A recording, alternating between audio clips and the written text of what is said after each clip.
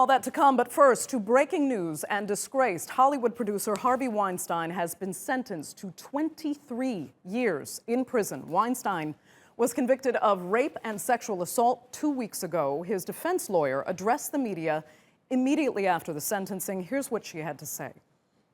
That sentence that was just handed down by this court was obscene. That number was obnoxious. There are murderers who will get out of court faster than Harvey Weinstein will. That number spoke to the pressure of movements and the public. That number did not speak to the evidence that came out at trial. That number did not speak to the testimony that we heard. That number did not speak to evidence, nor did it speak to justice. This is what justice looks like.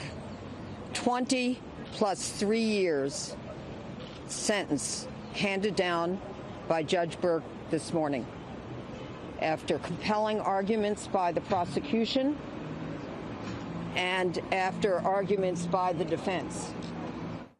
Well, criminal defense attorney Julie Rendelman joins us now from New York. She's been attending some of Weinstein's court case. Thank you so much for speaking to us.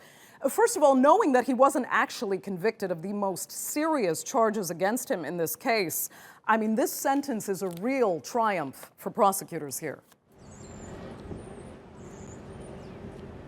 It certainly is, and you know, many people expected the sentence to be a bit lower. I was not surprised. I expected the judge to go a little bit below the maximum and also to give consecutive sentences to the second victim so he could at least let Harvey Weinstein know that he viewed both victims separately and distinct from each other.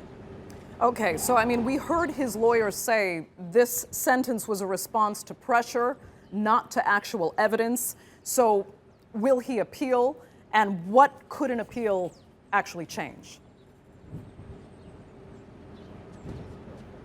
So he's absolutely going to appeal. They've already put in an appeal. They haven't written out the specifics, but there's many areas that they're going to cover. One area they're going to cover is the fact that the jury wasn't sequestered, that the jury was present when other jurors were spoken to, and then those jurors were able to hear potentially negative things regarding their views of Harvey Weinstein. There's going to be issues regarding the fact that an indictment came out from LA right as the jury was being chosen, and the jury had an opportunity to hear that and be influenced. And then, of course, the appeal is also going to cover the fact that many witnesses were allowed to testify that were not actual victims in this case, but were used as victims with what we call Molyneux evidence here in New York. And so there's going to be many areas of an appeal. That doesn't mean he's going to be successful in winning those appeals. Okay, you mentioned the LA indictment, so yeah, there are more cases against him to come. How do you expect those to go?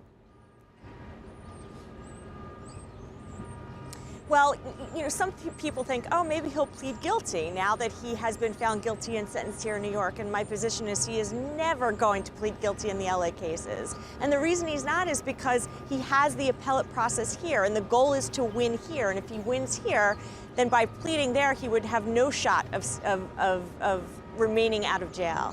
And so my guess is he's going to be looking at a second trial there. Now, the maximum for the rape charges there are 8 years, but he could get consecutive time as well because there is a second victim in that case as well. Okay, Julie Rendelman, we will leave it there. Thank you so much for that from New York.